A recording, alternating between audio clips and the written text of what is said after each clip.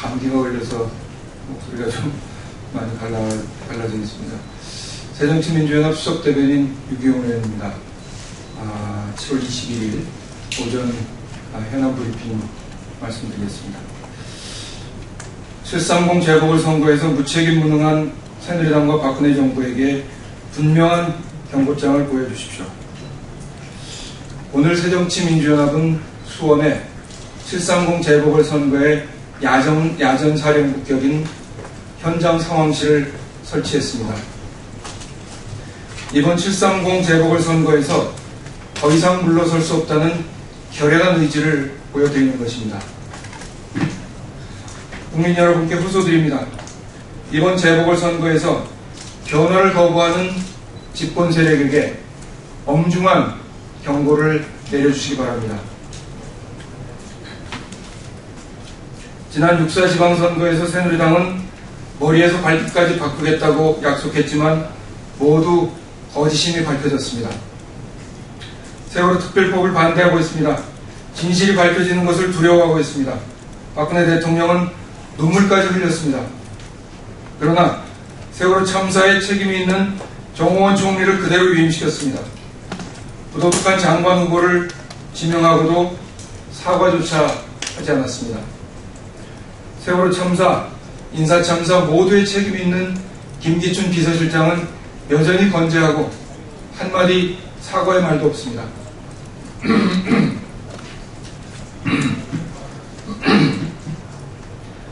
변하겠다는 것도 반성하겠다는 것도 모두 거짓이고 선거용 이벤트였습니다.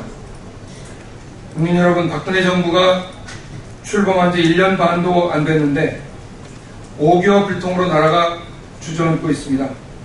경고해 주시고 바로잡아 주십시오. 이번 선거는 세월호 다시 하겠습니다. 이번 선거는 세월호 참사를 은폐하려는 새누리당과 그 진실을 밝히려는 새정치민주연합의 대결입니다.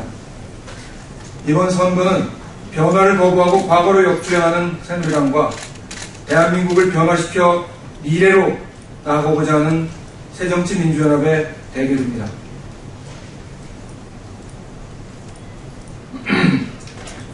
새누리당 모든 후보들에게 묻습니다. 세월호 특별법에 대한 입장이 무엇인지 분명히 밝혀주십시오. 성역 없는 진상조사와 책임자 처벌에 동의하지 않습니까? 대답하십시오. 수원에 출마한 임태희 후보와 동작에 출마한 나경원 후보에게 묻습니다. 이명박 대통령의 측근으로 지난 정부에서 호의호식하지 않았습니까? 나경원 임태희 후보는 4대강 국민 사기극을 주도했습니다. 지금이라도 국민들께 반성하고 사과해야 하지 않겠습니까?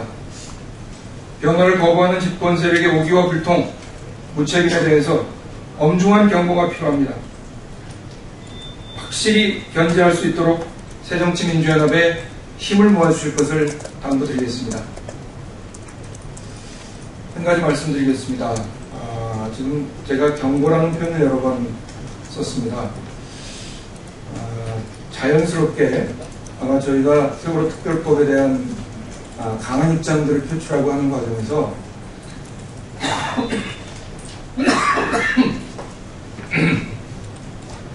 세월호 심판론이라는 표현을 쓰시는데 심판론이라기보다는 굳이 말씀드리자면 경고론이다, 이렇게 좀 앞으로 그렇게 사용해 주셨으면 좋겠다는 말씀을 드리겠습니다. 다음은 심재철 국조특위위원장 즉각 사퇴하라. 새누리당이 세월호 특별법 처리를 계속 반대한다면 특단의 조치를 취할 것이다. 세월호 국정조사 특위위원장인 새누리당 심재철 의원이 어제 세월호 특별법을 반대하는 내용의 글을 휴대전화 메시지로 지인들에게 보냈습니다.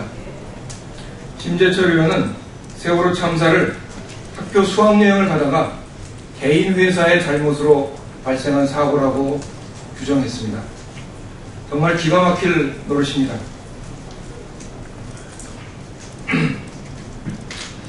그런데도 특별법을 만들어서 보상해달라는 것은 사리에 맞지 않는다, 이렇게 주장을 해서 국민과 유가족들을 분노케 하고 있습니다. 세월호 참사가 과연 개인 회사의 잘못입니까? 만약 그렇다면 대통령은 왜 사과를 했고 장관들에게 책임을 물었습니까? 심재철 의원이 위원장으로 있는 국조특위는 왜 만들어서 지금 하고 있는 것입니까? 세월호 참사의 진실을 밝힐 책임이 있는 특위위원장이 청문회도 하기 전에 이런 잘못된 예단으로 결론을 내리는 것은 명백한 진상규명 방해 행위입니다. 유족들이 간절히 소망하고 국민 수백만이 서명한 세월호 특별법은 참사의 원인을 제대로 규명하자는 것이 목적입니다. 세월호 특별법을 반대하고 유족들의 가슴에 씻을 수 없는 상처를 준 심재철 의원은 비겁한 변명을 그만두고 특위위원장을 즉각 사퇴해야 합니다. 만약에 이를 거부할 경우에 의원직 사퇴를 비롯한 모든 강력한 요구를 가할 것입니다. 24일이면 세월호 참사 100일이 됩니다. 무임한 특별법은 안 됩니다. 진상조사위원회에 수사권을 부여해 진실을 밝혀야 합니다. 지금 원내대표 회동이 진행 중입니다. 새누리당 지도부가 세월호 특별법을 계속 반대한다면 새정치민주연합은 특단의 조치를 취할 수밖에 없다는 점을 밝혀둡니다. 막말 자동 판매기가 된 윤상현 사무총장, 자신은 부채를 셈하고 어느 것쯤 부채에는 눈 감는다 하는 내용입니다.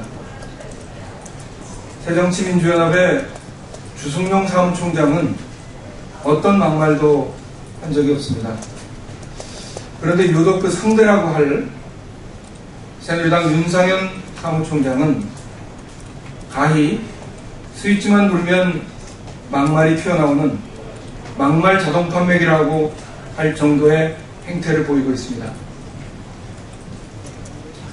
역대 어느 정당의 사무총장도 윤상현 총장처럼 최신을 잃고 네거티브 선거의 천병 역할을 자처하지는 않았습니다. 윤상현 총장은 남의 눈의 티끌보다 제 눈의 들보를 제대로 들여다보시기 바랍니다. 윤상현 사무총장은 권은희 후보의 남편이 대표로 있는 법인이 마치 수십억 대의 부동산을 소유한 것처럼 주장하고 있습니다. 권은희 후보의 남편이 대표로 있는 법인 소유의 상가는 시가가 20억 정도인데 16억의 근저당 채무가 설정되어 있습니다. 또 다른 두 개의 오피스텔 역시 시가가 4억 5천만 원인데 부채가 3억 원에 달하고 있습니다. 즉 부채를 제외하면 큰 재산이 아니라는 얘기입니다. 아시다시피 윤상현 사무총장은 총 178억의 재산을 신고한 여야 국회의원 중 6번째로 부자입니다. 그런데 새누리당 윤상현 총장은 재산 신고에서 자신의 부채 40억은 셈하고 의혹 제기할 때는 권은희 후보 측의 부채는 외눈박이가 되어 눈감아버렸습니다. 또 일부에서는 권은희 후보 남편이 대표로 있는 법인 소유의 비상장 주식을 액면가 4천만 원으로 신고했다고 비판하고 있습니다. 그런데 김포에 출마한 새누리당 홍철호 후보의 비상장 주식의 액면가는 총액이 33억이나 됩니다. 지금 이 문제 관련해서는 저희 새정치연합에서 조사를 진행하고 있다는 점을 밝혀둡니다. 새누리당 윤상현 사무총장은 금도를 지켜야 합니다. 새누리당이 정상적인 여야 관계를 지속하기를 원한다면 아나무인 막말 자판기 윤상현 사무총장에 대한 조치를 취해야 할 것입니다. 심재철 위원장에게 이 자리를 빌어서 다시 한번 좀 말씀드리겠습니다. 사실 대학 동기 동창으로서 가슴 아픈 얘기지만 이 말은 드릴 수밖에 없다는 점을 밝혀드립니다. 제발 350만의 서명에 동참한 국민과 유가족들의 가슴에 못을 박는 이런 행태를 중단해 주십시오. 그리고 만약에 수학여행 중에 개인 회사의 잘못으로 일어난 것이라면 그것은 유족들이 민사소송을 해서 해결해야 될 문제이지 왜 대통령이 나서 사과하고 총리가 물러나고, 물론 다시 재타기했습니다만 장관들이 책임을 지고 이런 일이 벌어지는가에 대해서 겸허히 성찰할 것을 다시 한번 충고드립니다. 이상입니다.